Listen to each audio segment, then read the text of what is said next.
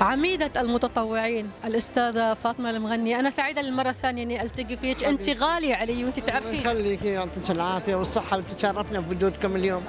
الله يسلمك. بهالمناسبة يوم المرأة الإماراتية. طبعا يوم المرأة الإماراتية يوم نفتخر فيه، تفتخر فيه كل امرأة على أرض الوطن، سواء كانت مواطنة أو غير مواطنة، مقيمة أو وافدة، كلكم جميعا في هذا اليوم هو احتفاء لكل سيدة إماراتية.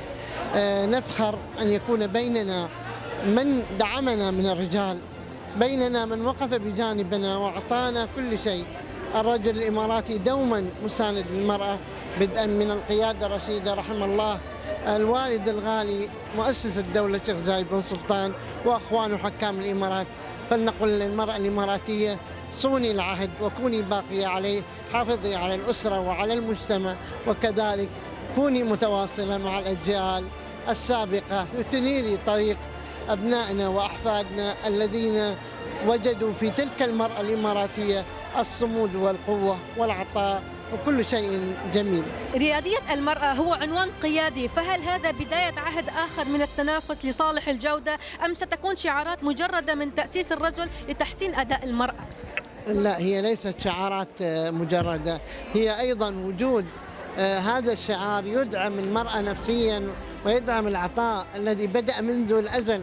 نرى اليوم المرأة ما شاء الله وصلت إلى كل مكان في المجتمع، نراها هي في الفضاء وهي على الأرض وهي نائبة برلمانية وهي موظفة وهي أم أجيال وصانعة أجيال. فالمرأة الإماراتية هذا الشعار يزيدها تألق وعطاء وإنتاجية، وتقول الرجل والمرأة كلانا مكملان لبعضهما البعض من أجل مستقبل أفضل لأجيالنا القادمة. فلينعكس على الواقع، ذلك سينعكس على الواقع بكل خير. بالنسبة للعطاء والتطوع كنا نتحدث قبل قليل إن أحيانا يكون العكس صحيح، يعني أحيانا الناس تكون بعض السيدات يكونوا متطوعات في الميدان يتعلمون عقب يداومون، عكس إن تكون تداوم عقب تتقاعد وبعدين تستوي متطوعة. كثير من الفرص الجديدة اليوم تأتي لأخذ الخبرات. المتطوعة التي لا تعمل بجد وإخلاص وتثبت وجودها، ثم بعد ذلك تأتيها فرصة العمل من أجل بناء الأوطان. وهذا شيء طبيعي في مجتمع واعد مثل مجتمع الإمارات، له كل العطاء وكل الثقة وكل الكلام الجميل عن المرأة الإماراتية. فهي زهرة المكان وهي رئة المرأة، هي رئة المكان وردة المكان، وهي العطاء الذي لا ينتهي. ونحن في الفجيرة إمارة العطاء، إمارة الحقيقة الداعمة للمرأة أيضا بكل قوة. ما شاء الله سنوات عديدة من العطاء. من أعطى فاطمة المغني؟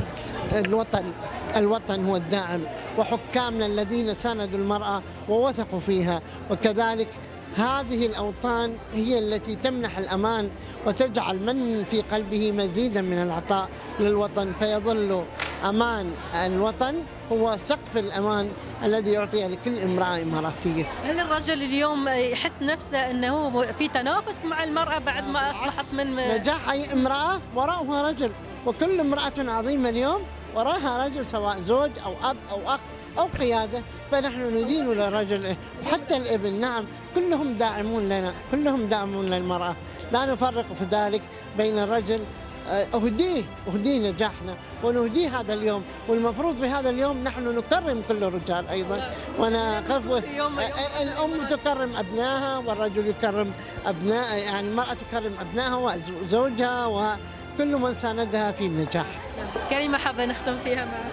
أقول نحن بخير الحمد لله في دولة الإمارات العربية المتحدة. لا تشيلون هم، مثل ما قال الشيخ محمد بن زايد حفظه الله عندما قال لا تشيلون هم، فهو قصد الرجل والمرأة والمقيم والوافد. وإحنا نقول أيضا لكل من وطأت قدمه أرض الإمارات: أنت معززة مكرمة معطاءة، بنيت الأوطان وأعطيت الكثير، فدامك الله دائما تاجا في بيتك وفي أسرتك وفي مجال عملك.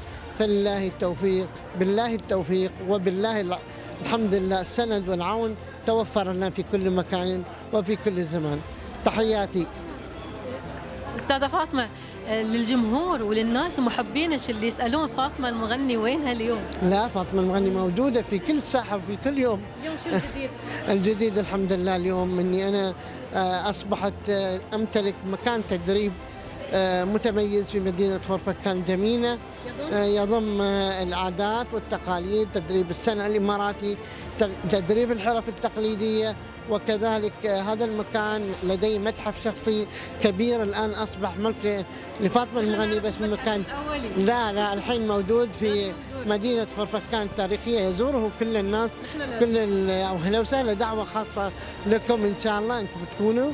فاطمة المغني اليوم ليست ملكا لنفسها، هي ملك للوطن يشير عليه في أي لحظة، فأنا مستعدة رغم كبر السن والحياة والخبرة، لكن نقول الأوطان تبقى أمانة في قلوبنا وفي أعناقنا. وأهلا وسهلا فيك، وأنا سعدت إني أنا شفتك من بعد طول غياب. كورونا فرق كثير من الأخوات المسيرة اليوم ما شاء الله، حياهم الله.